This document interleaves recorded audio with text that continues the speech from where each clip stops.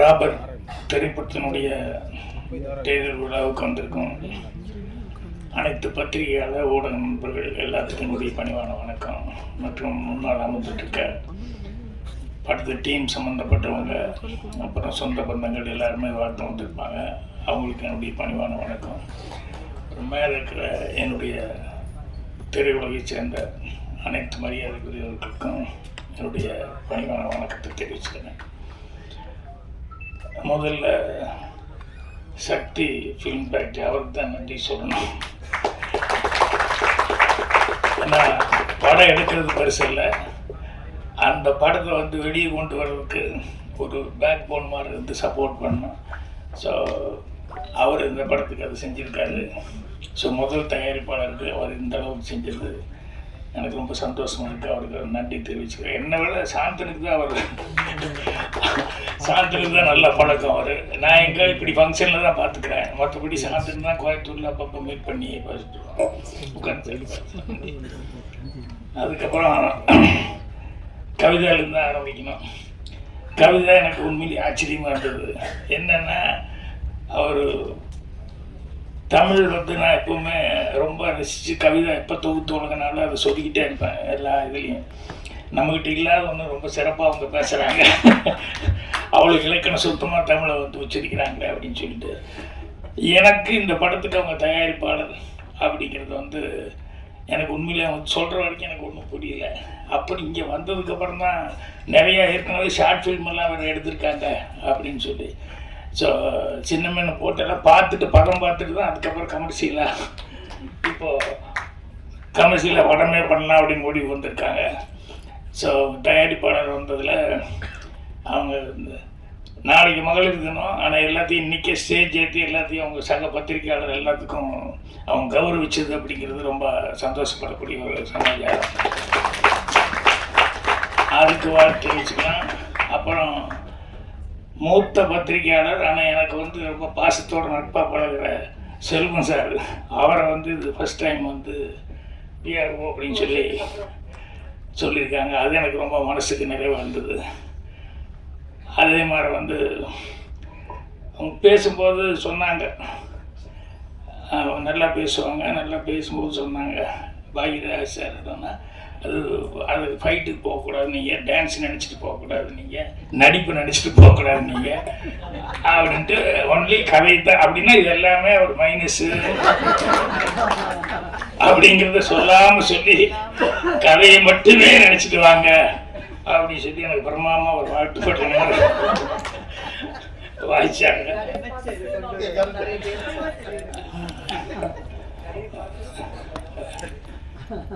ரொம்ப சந்தோஷமாக இருந்தது.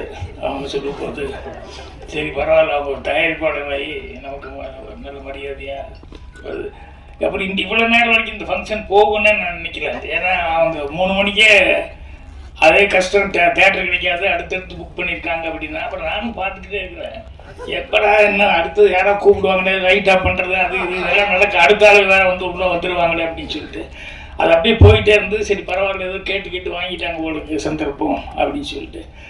அதே மாதிரி இந்த இன்னொருத்தருக்கு வாழ்த்து சொல்லணும், ஒரு சாருக்கு வாழ்த்து சொல்லுவாங்க, ரீஎன்ட்ரி ரொம்ப அவர்கள் அது தானு சார் சொல்லிட்டு போனார். ரெடியாக இருக்கிறேன், நானெல்லாம் ரெடியாக இருக்கிறேன். ஸோ அந்த மாதிரி இந்த படம் அவங்களுக்கு எல்லாருமே இவ்வளோ தூரம் ஒத்துழைப்பு கொடுத்து பண்ணுறதுக்கு அவங்க கேரக்டர் அதுதான் ரொம்ப முக்கியம். அது எனக்கு அவங்க கேரக்டர் எத்தனை பேர் பத்திரிகையாளர்லேருந்து எல்லாருமே சக நண்பர்கள் எவ்வளோ பேர் சும்மா ஒருத்தர் முன்னுக்கு வர முடியாது. எல்லோரும் ஆணுக்கு பின்னால் தான் பெண்ணுமாங்க. இந்த பெண்ணுக்கு பின்னால் பல ஆண்கள் இருக்கிறாங்க நிறைய பேர். அவங்க எல்லாருமே நல்ல விதத்தில் சப்போர்ட் பண்ணியிருக்காங்க. அது எனக்கு ரொம்ப சந்தோஷமாக இருக்குது. அப்புறம் இன்னொருத்தர் இவங்க பிரதர் கார்த்திக், எனக்கு பொறாமையாக இருந்தது. இவர் அவரை சொல்ல, அவரை உடனே கூப்பிட, இது பண்ண அப்படின்னு உட்காருக்காரு. ஏன்னா எங்கள் அண்ணன் பெல்ட் எடுத்துகிட்டே துரத்துவார். சினிமா ட்ராமான்னு சொன்னாலே கோயம்புத்தூரில் சினிமா ட்ராமா அப்படின்ட்டு பெருசாக தடி கிடி என்ன இருக்குதோ எல்லாம் எடுத்து துரத்துவாங்க. இதெல்லாம் நம்ம செய்கிற வேலையா அப்படிங்கிற மாதிரி. அப்புறம் நான் சினிமாவுக்கு வந்ததுக்கப்புறம் தான் அக்செப்ட் பண்ணிக்கிட்டாங்க. ஆனால் எனக்கு இப்போ பாருங்கள், தம்பியை கொண்டு வரணும் அப்படிங்கிறதுக்காக வந்து அவர் எந்த அளவுக்கு சப்போர்ட் பண்ணியிருந்தா இதெல்லாம் கொடுக்கணும். அவங்களுக்கு பெரிய சப்போர்ட்டு, கவிதாவுக்கு பெரிய சப்போர்ட்டு. அப்புறம் அந்த மெட்ரோ படத்தில் நான் பார்த்தேன், அதில் கொஞ்சம் ஒரு ஒரு நல்ல ஃபோர்ஸான ஒரு கேரக்டராக வந்து பண்ணியிருப்பார். இங்கே பார்த்தா அதுக்கு சம்மந்தமே இல்லாமல் உட்காந்துருக்கேன். என்னை விட இன்னசென்ட்டாக உட்காந்துருக்கேன், எதுவுமே பேசாத அளவுக்கு சைலண்ட்டாக. நான் வந்ததுலேருந்தே அந்த படத்தில் நான் பார்த்ததே வேறு மாதிரி இருந்தது. இதனடா இந்த படத்தில் எப்படி இருக்கு அப்படின்னு. ஸோ உங்களுக்கு உங்கள் பிரதர் சிஸ்டர் எல்லாமே கிடைச்சது உங்களுக்கு ஒரு பெரிய கொடுப்பினை. அப்புறம் இந்த படத்தில் இன்றைக்கி இசை வெளியீட்டு இது டெய்லர் வெளியீட்டு விழாங்கிறதுனால ஜோவன் முதல் கொண்டு கேமராமேன் முதல் கொண்டு இதில் பணியாற்றின எல்லாத்துக்குமே என்னுடைய வாழ்த்துக்களை வந்து தெரிவிச்சுக்கிறேன். இது இம்ப்ரெஸ் அப்படின்னு சொல்லி கம்பெனி, இம்ப்ரெஸ் ஃபிலிம் ஃபேக்ட்ரி அப்படின்னாங்க. டைட்டில் ரொம்ப இம்ப்ரெஸ்ஸாக தான் இருக்குது. நல்லா ராபர் அப்படின்னு சொல்லி சொல்லக்கூடியது. என்னென்னா திருடன் அப்படின்னு சொல்லும்போது எனக்கு வரும்போது அப்படி யோசிச்சுக்கிட்டே வந்தேன். எனக்கு பிடிச்ச சில திருட்டு விஷயங்கள்லாம் ரொம்ப நான் ரசித்த விஷயங்கள். அது சிவாஜி சார் நடிச்சது ஒரு படம் இருக்கும். ஒரு ஆள் வர்றான், நகை பணமெல்லாம் எடுத்துகிட்டு வர்றான், அதை திருடணும், நாளைக்கு ஏதாவது நைட் டைமில் போய் எல்லாம் திருடலாம் அப்படின்னு சொல்லும்போது, இதெல்லாம் காலையில் 10:30 மணிக்கு தான் நம்ம எடுத்துகிட்டு கடைக்கு வர்றான், 10:30 மணிக்கே திருடிடலாம், இங்கே ரோட்லேயே வச்சு திருடிடலாம் அப்படின்னு. இந்த ரோட்டில் வச்சு எப்படி திருடுவா அப்படின்னா, ஒன்றில் ஒரு கேமரா மட்டும் கொண்டு வாங்க அப்படின்னு சொல்லிட்டு 2 ஆளுகளை ஓட்டு கூட கொடுங்க அப்படின்னு சொல்லிட்டு அந்த சேட்டு வரும்போது இவர் உணர்ந்து கேமராவெல்லாம் வச்சு ரெடியாக 10 மணிக்கு வெயிட் பண்ணுவார். ஜனங்கள்லாம் சேர்ந்துருவாங்க. என்ன சார்னா ஷூட்டிங்கு நீங்கள்லாம் கூட நடிக்கணும் அப்படின்னு. என்னென்ன இல்லை ஒருத்தர் வருவோம், அப்போது நாங்கள் வந்து டக்குன்னு போய் நிறுத்தி பிளாக் பண்ணி அந்த பணத்தை எல்லாம் போட்டியோட பணத்தையும் நகையும் தூக்கிட்டு ஓடுவோம். அப்போ ஐயோ ஐயோ திருடன் திருடன் கட்டும்போது நீங்களாம் சேர்ந்து ஏன்னா வட்டிக்கு வட்டி விட்டு இவ்வளோ காசு சம்பாதிச்சுவேன், அதனால தான் நம்ம காசு இப்படி அநியாயத்துக்கு போகுது அப்படின்னு சொல்லி நீங்களாம் அவனை பிடிச்சி ரொம்ப கம்மியாக அடித்து அவனை அப்படியே உட்கார வச்சிருங்க அப்படிங்கிற மாதிரி சொல்லி சிவாஜி சார் திருடிட்டு போவார் திருடன் படத்தில். நான் ரொம்ப ரஷ்ய சீன். அது புத்திசாலித்தனம் இருந்தது, அதே நேரத்தில் ப்ரெசன்ஸ் ஆஃப் மைண்ட் யூஸ் பண்ணி பண்ணுது. இதே மாதிரி ரியல் லைஃப்பில் கூட ஒன்று சொல்லுவாங்க. என்னென்னா இன்கம் டேக்ஸ் வந்து எல்லாருமே பேஜர் ஆகிடுவோம் இல்லையா, திடீர்னு வந்து நிற்கிறாங்க அப்படிங்கும்போது. அது எம்ஆர்ஆர் வீட்டுக்கு ஒரு தடவை இன்கம் டேக்ஸ் ஆஃபீஸர் வந்துட்டாங்க. வந்து என்ன இன்கம் டேக்ஸ் நாங்கள் அப்படின்னா ஒரு 4-5 பேர். உடனே எம்ஆர்ஆர் வெளியே வந்து ஐயோ ஐயோன்னு கத்தினாரு வீதியில். எல்லாம் எம்ஆர்ஆர் ரோட்டில் வந்து ஐயோன்னு கத்தி, என் வீட்டுக்குள்ளே திருடம் வந்துட்டு என்னை கத்தியை காப்பிட்டு மிரட்டுறான், நீங்களாம் காப்பாற்றணும் ஜாங்க. நம்ம எம்ஆர்ஆர் வீட்டில் உடனே எல்லாம் புந்து அடி. இன்கம் டேக்ஸ் எனக்கு அடி விழுந்துருக்கு, இவரை போட்டி படிக்கிற என்னென்னலாம் வச்சிருக்காரு அதெல்லாம் பத்திரமா காரில் எடுத்து வச்சு சேஃப்டியாக கொண்டு போயிட்டாங்க. அன்னைக்கு இன்கம் டேக்ஸ் அன்னைக்கு தான், அதுலேருந்து தான் போலீஸ் இல்லாமல் எந்த வீட்டுக்கு இன்கம் டேக்ஸ்க்கே போகிறாங்க. அன்னையிலேருந்து தான் போலீஸே வந்து இது பண்ண ஆரம்பித்தாங்க அப்படின்னா. அந்த மாதிரி திருடர்கள் அப்படின்னு சொன்னோம்னா அதுக்கு ஒரு பிரெயின் வேணும், வித்தியாசமாக என்ன திருடலாம் அப்படின்னு சொல்லிட்டு. இப்போ நானே நினச்சி பார்த்துக்குவேன். என்னென்னா இந்த முதல்ல திருடவன் வந்து அவன் கெட்டிக்கெடுத்தான், ஏன்னா எவ்வளோ சேஃப்டியாக வைக்க முடியுமோ எல்லாமே சேஃப்டியாக வச்சுருப்பாங்க. ஆனால் இவன் மைண்டு வந்து ரொம்ப பிரமாதமாக அதை யூஸ் பண்ணி எப்படா அதை திருடிட்டு போகிறது அப்படின்னு சொல்லிட்டு ரொம்ப பிளான் பண்ணி கரெக்டாக போய் இவன் வந்து அடிச்சுட்டு போயிடுவான். அப்புறம் போலீஸ்காரன் வருவான், அவன் வந்து எப்படி நின்று பார்ப்பான், எந்த வழியாக உள்ளே வந்திருக்க முடியும், எப்படி வந்திருக்கணும், ரேகையெல்லாம் போகிறதுக்கு முன்னாடியே அது பழக்கமானவனா இல்லை புதுசாக திருந்தவனா அப்படின்னு சொல்லி பார்த்துட்டு இவனை வந்து போலீஸ்காரன் வந்து கரெக்டாக அவன் ரூட்டை கண்டுபிடிச்சி இவன் போய் அரெஸ்ட் பண்ணுவான். ஸோ அது இதை விட பெரிய திருடுறவனை விட பிரெயினுங்கிறது வந்து போலீஸ்காரனுக்கு. அதுக்கப்புறம் இது கோர்ட்டுக்கு வரும், அது லாயர் கேட்டுக்குவார்.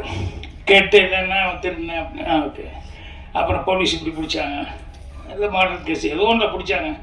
உடனே அந்த லாயர் இவன் இப்படி திருடினா போலீஸ் இப்படி கேஸ் போட்டிருப்பான், இவன் இப்படி பண்ணியிருப்பான் அப்படி பண்ணிப்பான், ரெண்டையும் கேட்டுட்டு இப்படி நடக்கவே இல்லை அப்படின்னு சொல்லிட்டு அந்த கேஸையே உல்ட்டா பண்ணி விட்டுருவாங்க. சில நேரங்களில் அந்த லாயர் பண்ணுறது இருக்க இந்த திருட மூடையை விட போலீஸ்கார விட அவங்க இன்னும் கிரிமினல் மூடை. லாயர் தப்பாக நினச்சக்கூடாது, ஜெயிச்சுக்கிறதுக்காக சொல்லுவாங்க. என்னென்னா ஒருத்தர் திருடிட்டான், இது அருவாள் வெட்டிட்டான்னு சொன்னோடனே கைப்பிடியாக பிடிச்சிட்டாங்க, அறுவாடெலாம் இருக்குது. அப்புறம் அவங்ககிட்ட போய் கேட்கும்போது வந்து எனக்கு எவ்வளோ பணம் கொடுக்குறீங்க அப்படின்னு லாயர் கேட்டார். ஒரு 5 லட்சம் கொடுத்தா இல்லைங்க கைப்பிடியாக பிடிச்சிட்டாங்க, இப்படி காப்பாற்றணும். நான் காப்பாற்றுறியா நீ, நானே காப்பாற்றிடுறேன், நான் வெடி ஒன்று தர்றேன், ஒரு 5 லட்சம் கொடுக்குறியா 10 லட்சம் கொடுக்குறியான்னு சொல்லி பேசிட்டாரு. அப்புறம் போனார்.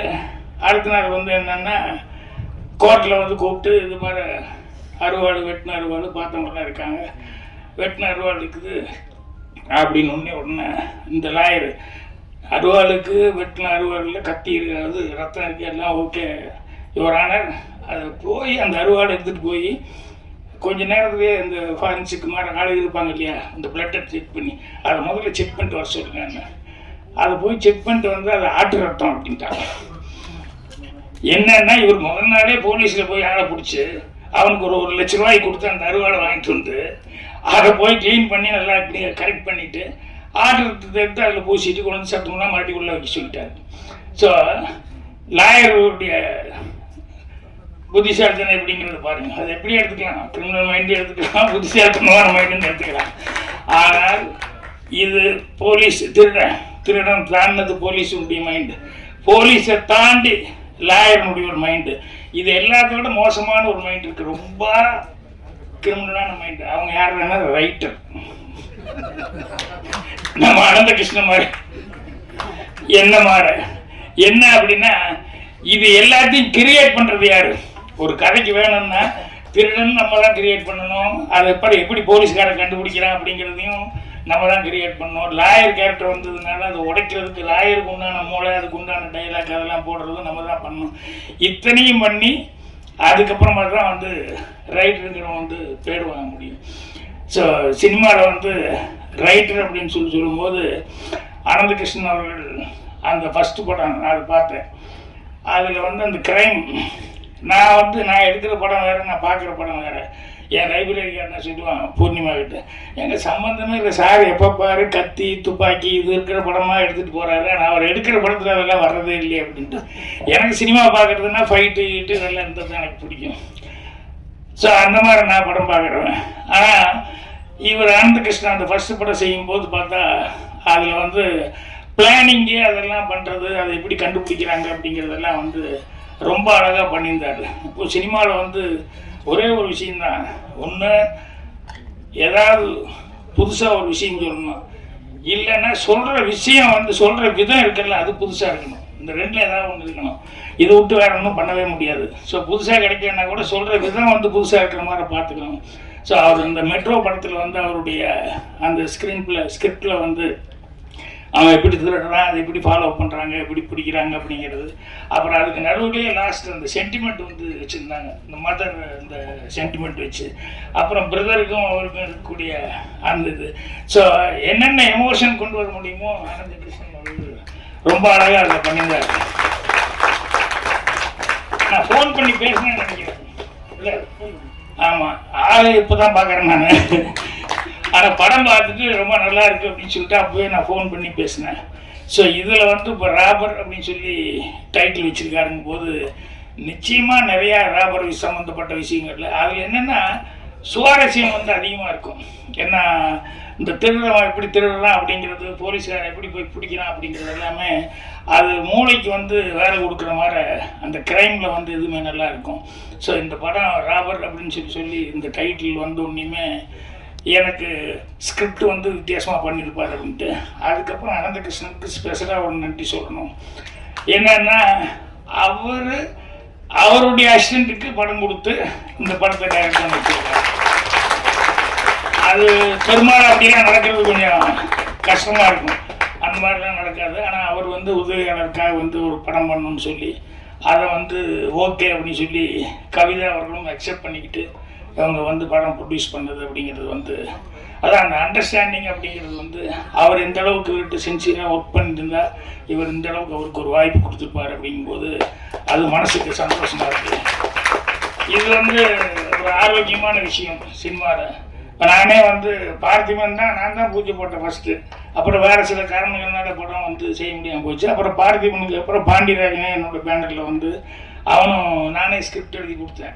ஒரு 2-3 படம் பார்த்திபன், தாய் குடும்பமே கபடி இதெல்லாம் வந்து எப்போ சும்மா இருக்கும்போது யோசிச்சுருப்போம். அப்புறம் கொஞ்சம் தள்ளி வந்துருச்சுன்னு வச்சுக்கோங்களேன், இனி போய் நம்ம லவ் பண்ணிட்டு இருந்தால் நல்லா இருக்காது. இந்த ஒரு ஏஜ் தாண்டியாச்சுன்னா இப்போவும் போய் லவ்னு சொல்லிட்டு தான் நல்லா இருக்காது அப்படின்னு சொல்லும்போது, அப்போ பாண்டியராஜன் இவங்கெல்லாம் வரும்போது சரி இந்த கதை நீ பண்ணுறா இது நல்லா வரும் அப்படிங்கிற மாதிரி சொல்லிடுவோம். ஸோ அந்த மாதிரி அசிஸ்டண்ட்டுக்குள்ளே ஒரு நல்ல அண்டர்ஸ்டாண்டிங் அப்படிங்கிறது வந்து இருக்கணும் டைரக்டருக்கு அசிஸ்டண்ட்டுக்குள்ளே. ஸோ இந்த ஸ்கிரிப்டை பொறுத்த வரைக்கும் அவர் வந்து தன்னுடைய அசிஸ்டண்ட்டுக்காக வந்து ஒரு படத்தை பண்ணி அவரே வந்து சான்ஸ் கொடுத்து மட்டும் இல்லாமல் அவரே ப்ரொடியூஸ் பண்ணியிருக்காங்க போது எந்த அளவுக்கு அவர் நம்பிக்கை வச்சுருக்காரு அப்படிங்கிறது ரொம்ப ரொம்ப சந்தோஷமாக இருக்குது. ஸோ கவிதா அவர்களுக்கும் சரி, ஆனந்த கிருஷ்ணன் அவர்களுக்கும் சரி, தயாரிப்பாளரும் அவங்க தயாரிப்பாளர்ன்ற முறையில் அவங்க சக்ஸஸ் ஆகணும். அவங்க குடும்பத்தில் எல்லாருமே வந்து வாழ்த்து சொன்னதுங்கிறது ரொம்ப சந்தோஷமாக இருக்குது. ஸோ படத்தினுடைய வெற்றி விழாவில் மீண்டும் எல்லாம் அந்த குடும்ப சகிதமாக எல்லாருமே கலந்துக்கிட்டு இதே சந்தோஷத்தை பகிர்ந்துக்கணும்னு சொல்லி என்னுடைய வாழ்த்துக்கள் தெரிவிச்சுக்கிறேன். நன்றி.